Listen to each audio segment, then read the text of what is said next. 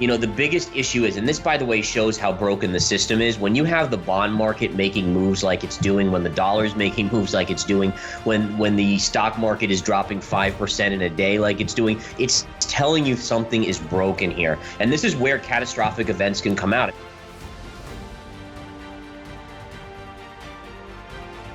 Here at Liberty in Finance, we're licensed brokers with Miles Franklin.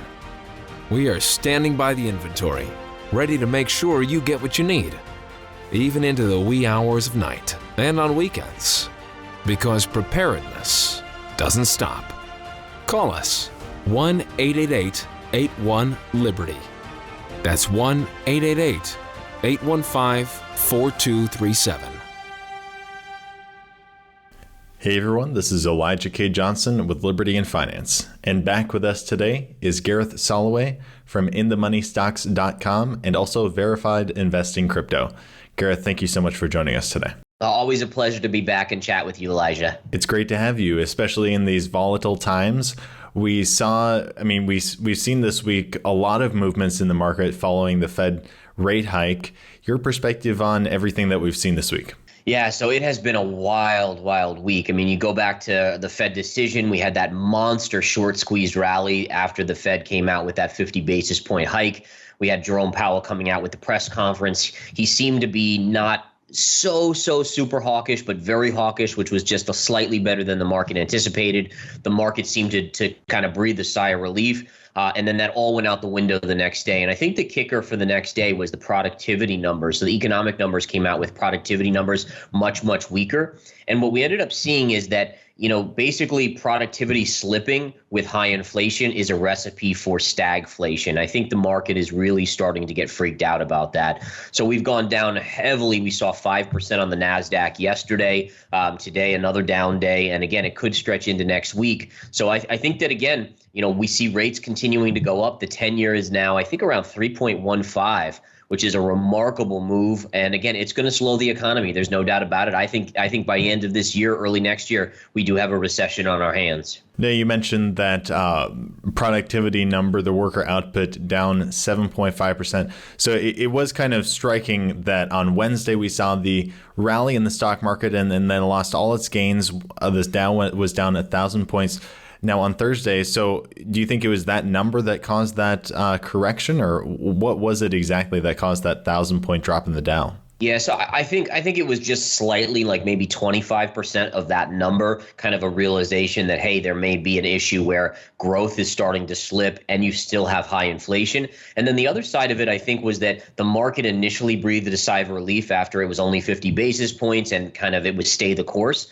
But then the market was like, but wait a minute, staying the course means another 50 and then another 50. And they have to continue doing this to get inflation under control. And that realization means that, again, the economy is going to have to slow. I mean, that's what rate hikes do. It sucks money out of the system, and it's going to slow dramatically. And the market doesn't have a lot of confidence in the Fed after they waited too long to kind of hike rates. And then if you go back historically, even back in 2008, 2009, the Fed was on the sidelines for way too long when things were collapsing before finally stepping in. So the Fed does not have a good track record of kind of doing things just right. They always overdo one way or the other. And the market is now definitely worried that they're going to overdo rate hikes and cause us to be in recession. And then how do they get us out of recession, right? They can't print money if inflation is still even 5%. So again, that puts us in another conundrum.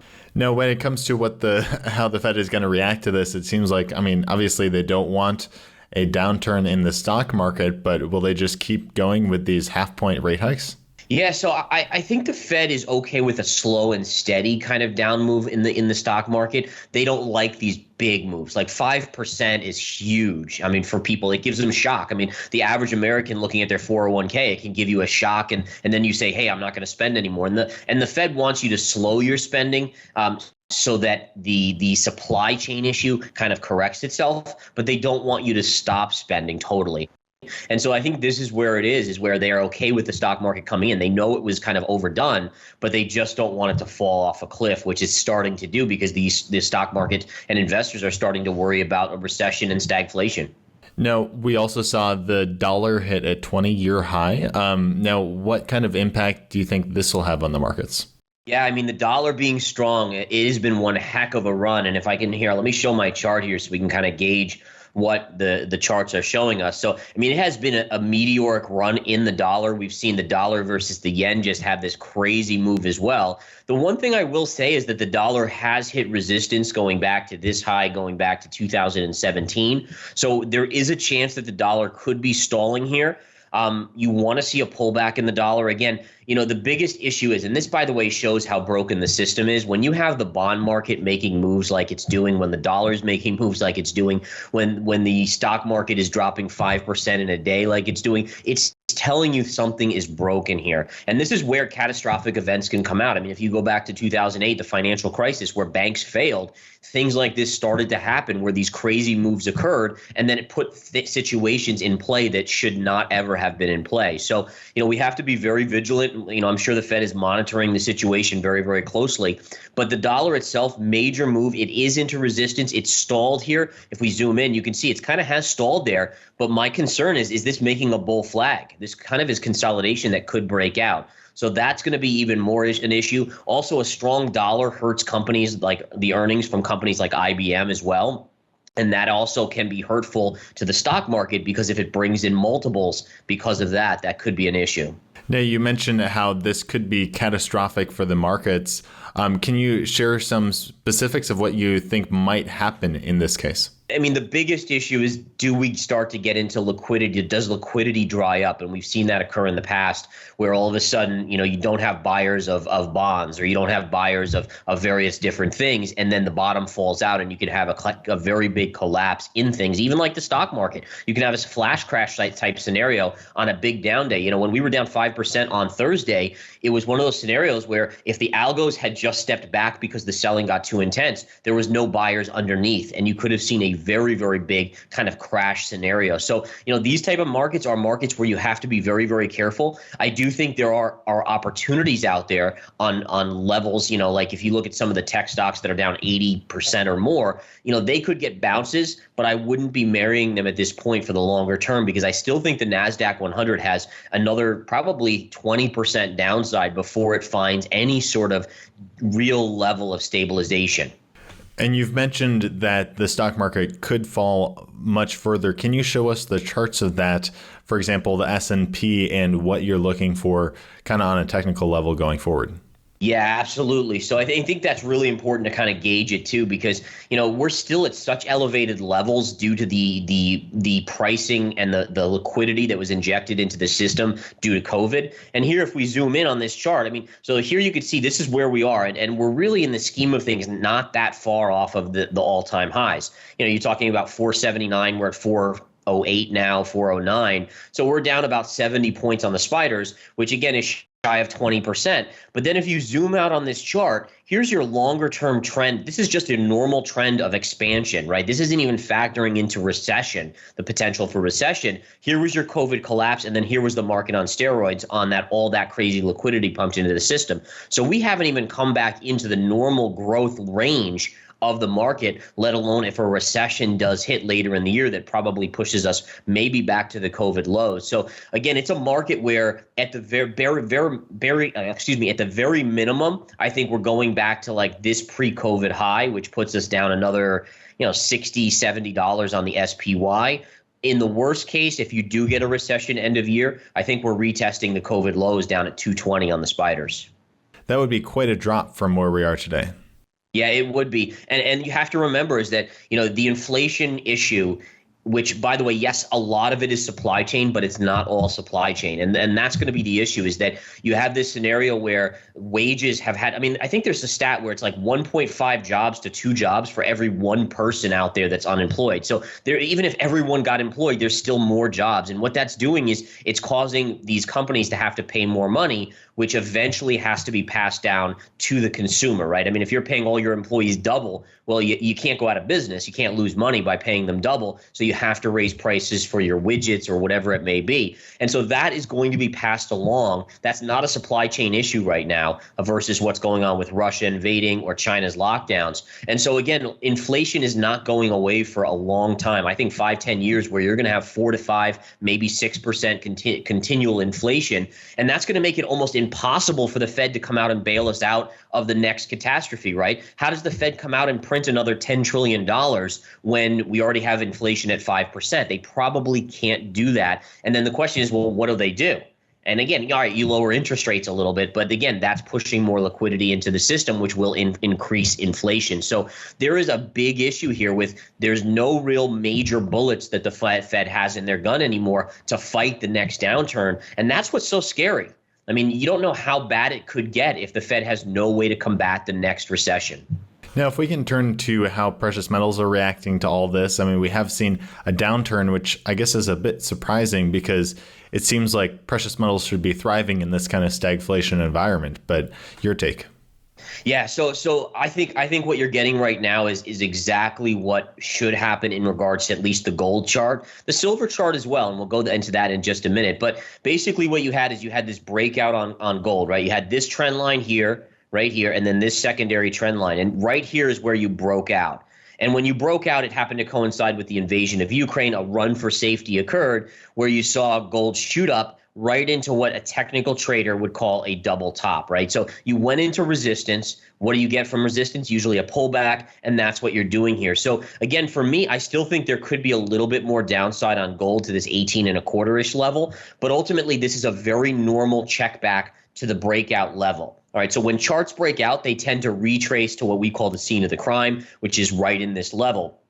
Once that happens, you should see the next leg up in gold occur where it will take out this 2075 high and really start to catapult higher. And I still think it wouldn't shock me to see 2,400 gold by year end. And again, that's December 31st, would not shock me to see that. Now on silver, this is a little bit more of an interesting scenario. Silver had a breakout here, but it's come back below that level here, and it's kind of settled into where it was trading. Now you might say, well, what's the difference here? Well, the difference is that as people start worrying about a recession again, or a recession in the U.S. economy, or maybe even the global economy, we have to remember that not only does silver act as a precious metal safety trade, but it's also an industrial metal. So that's the issue here, is you've seen this pretty sharp sell-off on silver because people are now saying, wait a minute, maybe the world won't need as much silver supply because there's a slowdown in buying due to a potential global recession. So I still think silver is a no-brainer buy down here. In fact, I'm long silver at these levels down here, but I do think that explains why silver has had a much sharper pullback than gold in the near term. It seems like with silver, as long as it does hold above that $21 level, we're probably not going to go lower, but your take on that? Yeah, so this is a really, really important level, right around $22 on silver. If it does break that, then you have to start looking at this as your next level right here, right? So you could head down maybe as low as 19 or so. But right now, this is a definite line in the sand on silver, and you'd prefer, especially me being long, I'd prefer to see it actually hold this level and then start to make that next move up. I think the key is, time frame wise, right? So if you're an investor who's very short term, well then, yeah, there's some risk here where maybe in the short term it goes down to 19 if it breaks this level. If you're someone who's saying, I'm holding my silver for 3 years, 5 years out, the money printing, as much as I think the Fed is in a box, I think that when push comes to shove, and you have unemployment starting to spike to 5, 7, 10%, 12%, 15%, eventually they're going to go back to what they know best, which is money printing. And so again, that's inflationary, especially if inflation doesn't go below 5% for many years. I think the ultimate angle of silver is higher. It's just, again, short term versus long term. Now, you mentioned how silver is an industrial metal. For that reason, do you see it outperforming inflation? Because it seems like if we'd see a recession, that might be bearish for silver on that fundamental basis. So your perspective on that?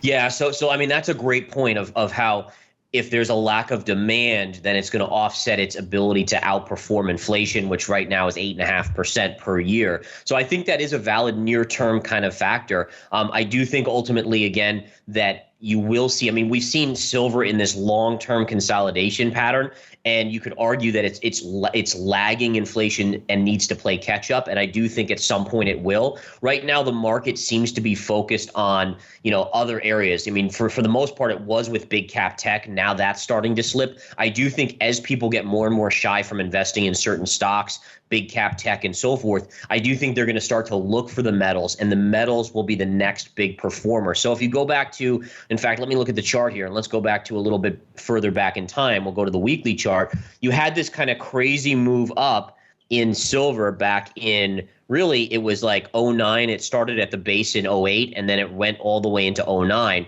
And that's kind of what I see happening here is if we get into this kind of recessionary period, end of year, I think you bottom out on silver, and then it has this monstrous run as people start saying, okay, the recession's here. I can't be in stocks. Real estate is collapsing due to high interest rates. People can't afford houses at 5-6%, on the 30-year mortgage. And so now where do you put your money? And really, there's not many places to go. You can go in gold or you can go in another metal. And silver will take some of that absolutely as kind of a way to avoid the total inflation and just the lack of no other place to put your money. One of the other markets that we often talk about is cryptocurrency. Now, what I just keep thinking about is how many of my friends are interested in cryptocurrency. And I even was at the grocery store and there's a magazine about cryptocurrency. And it's just like, well, what's going on right now? It seems so popular right now. Should we be concerned? So anytime this is the way a lot of people think the crypto bottom is close to being in. What you just described tells me it's not, right? Crypto bottoms, just like stock market bottoms, are based off psychology. And the way bottoms are put in is when everyone is too scared to even think about buying it. We saw that in 2018 and into 19, where no one wanted to touch it. I still remember vividly, in 2017 when it was hitting those all-time highs of like 20,000, CNBC had the ticker of Bitcoin, right at the bottom of their screen every single day. By mid-2018, you couldn't even find it. It wasn't even discussed on CNBC. Those are indicators that you've gotten close to a bottom. When you talk to people and they're like, oh my goodness, I don't even know if Bitcoin or crypto will survive, that's the time you want to go in. So just clearly on the charts too, you have to look at this chart and you can see this bearish flag. And I've talked about this for months, that this was a bearish flag pattern. And you can clearly see it started to break to the downside now. So your next stopping point for me of major support will be this 29-ish thousand, which was your low from 2021. And if it breaks that, then I think you're headed towards 20,000, which is the 2017 high. So I'm still in the camp, as much as I love Bitcoin long term, and I really think it is going to become the digital gold. We have to remember there's 4-year cycles. There's no lengthening. People used to talk about this lengthening of cycles. Nonsense. That hasn't happened at all. It's still stuck in the 4-year cycle from 2017 to 2021. And if we look at cycles, Bitcoin has tended to make an 80 to 85% correction in each of its down cycles, right? So you have to think that maybe even 20,000 is too high of a target. My hope of it holding or getting around 20,000 and bottoming is that I do think there's more adoption, and I'm hopeful that more big money starts to accumulate that maybe keeps it from really doing a full 80 to 85%. But again, at least in the midterm, and my midterm 6 to 12 months, I still think there's more downside in Bitcoin. And the last market we haven't covered yet is crude oil. This seems to have an impact on pretty much everything we purchase. And we're seeing a rally again, unfortunately, for a lot of us who are concerned about inflation. But what is your take on where that might be headed in the near future? Yeah, so you certainly have seen it become very sticky. It seems like $95 is your base. Your high end at least was up to 130. Now your secondary high is down at 115 to 116. Right now we're trading just underneath 110. So I'm hopeful that at least we're making lower lows. So high, lower low, lower low. I'm in the camp that who knows what happens in the next week, 2 weeks, 3 weeks for oil. But I think if your outlook is 2 to 3, 4 months out, I think oil is down sharply from here. Short-term target is 85 for me. And then by midterms, I even think, and that, so some people that might be short-term, but that's more midterm for me. By midterm elections in November, I think you're at $75 a barrel. The reason I come up with that is, number one, we actually topped out on the monthly chart with that spike right here. So this is just a remarkable chart. But you can clearly see that if you connect a trend line from this low to this low and then right here, All right. And this one, by the way, is when it went negative, which was just insane. And then you take a parallel line and stretch it up, you get a perfectly parallel line that marks off this 130. So right away when we hit 130, I said, okay, it's done going up. Now you're kind of having this sticky price. But again, if you think about everything the Fed is doing by raising rates, what do raising rates do? It slows the economy. What is the war in Ukraine and supply chain having an issue? It's basically causing inflation. That means people can afford less goods. It's slowing the economy. I mean, all these things are slowing the economy, and you have to think about the demand side of oil. So if people drive less, if they fly less, if they buy less goods, there's less demand for oil, and that will cause oil to come in. So I do think that if you have a mid to longer term, 6 to 12 month horizon, you'll see oil down significantly from these levels, even though most people will tell you. I mean, I was listening to CNBC today and everyone was like, oh, you got to be in the oil stocks. That's the only place to be. When you hear that, and I'm telling you this from experience, it's usually the time to sell into that buy pressure. So just be aware of that. All right. Well, Gareth, thank you so much for all your insights and analysis today. Where can our viewers find you online? And did you have any last thoughts for them? Yeah, so last thoughts, I would just say, again, be ready for this volatility. The Fed is no longer backstopping the market. I mean, there's a reason why we were in such a tight range and every 3% pullback was bought in the last couple years until this year. It's because the Fed always was there to protect the market. They're now in the opposite camp. They're saying, okay, we got to get inflation under control. We can't just bail out the market. So be ready for more days of 1,000 down on the Dow, even 1,000 pops on the Dow. Bear market rallies have a tendency to be massive. You can find me on Twitter at Gareth Soloway, or my two websites, verifiedinvestingcrypto.com or inthemoneystocks.com. All right, Gareth, once again, thank you so much for your time and God bless. Thank you. You too. Take care. Miles Franklin Precious Metals is one of America's oldest and most trusted bullion dealers. Miles Franklin is A+ rated and accredited by the Better Business Bureau, licensed and bonded, and has 0 complaints ever registered. Here at Liberty in Finance, we are licensed brokers with Miles Franklin. To order, simply call us, discuss your needs, and we will let you know our live inventory, prices, and availability, and lock in your order over the phone.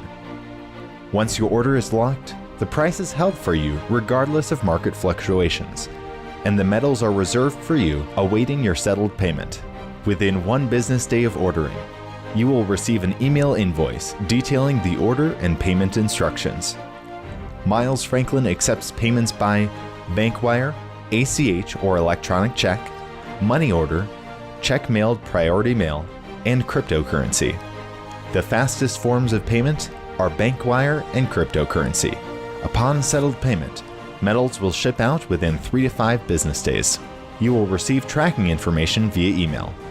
Domestic shipping charges are $15 for any order under 500 ounces of silver or 10 ounces of gold. For orders larger than that, domestic shipping is free. The package will be double boxed, fully insured, and labeled discreetly, with no indication of the contents inside. For your privacy, the name Miles Franklin will not even be on the package. To talk to myself, Elijah, my brother Kaiser, or my father Dunnigan, call 1-888-81-LIBERTY. That's 1-888-815-4237.